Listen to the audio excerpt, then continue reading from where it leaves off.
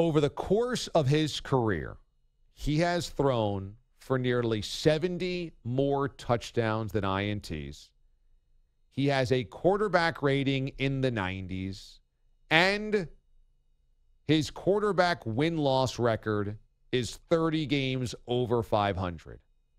His only losing season as a starting quarterback was 2015 when he was injured for 6 games and the team was a nightmare.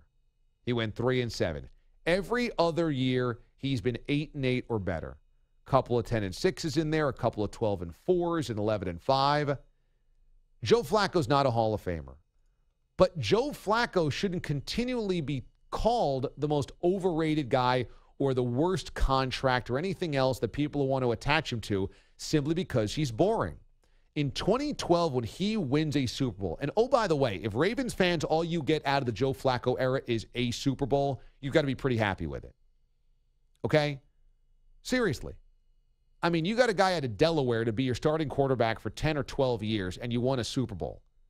I'm not saying every single year you should be kosher with 8-8. I'm just saying to crap all over Joe Flacco, ignore the fact that he got your ring.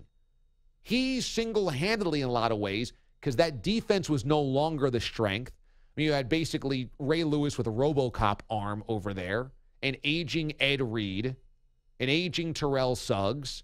That was not the elite defense it had been earlier in Flacco's career. In 2012, it's all Flacco. In the first round against the Colts, he throws for 282, 2 touchdowns, no interceptions in the win. Divisional round at Denver, that was the huge upset of the Broncos out there in Denver.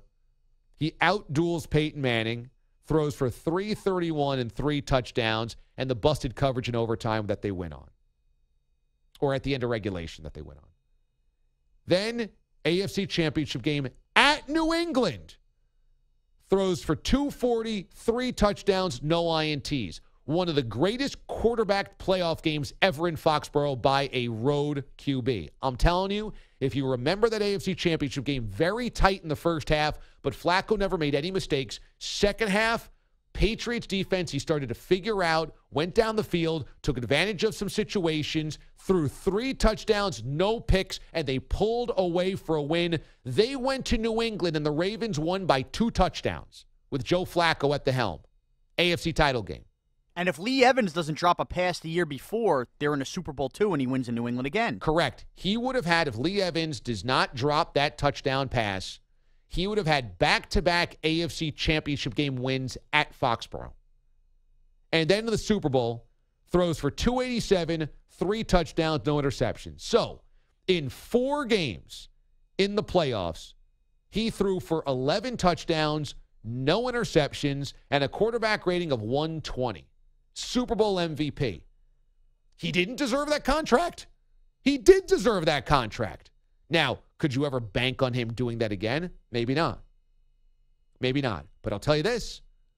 His last playoff game, he could have easily won that game as well in New England. Remember? That was the game where the Patriots broke out that junk offense and they slid everybody off of the offensive line. And the Ravens didn't know what was going on. The Ravens had 2 14-point leads. Remember? The Ravens, I believe, led 14-0 and 28-14 in that game. And that's when Julian Edelman threw the wide receiver pass for the touchdown. Joe Flacco is that close from having 4, right? I think it's 4 because I think he won earlier than that at New England. Okay? Yeah, he did because he was the quarterback on that team that blew out the Patriots in the wild card round a couple of years ago. He is that close from having 4 wins in Foxborough as a playoff quarterback.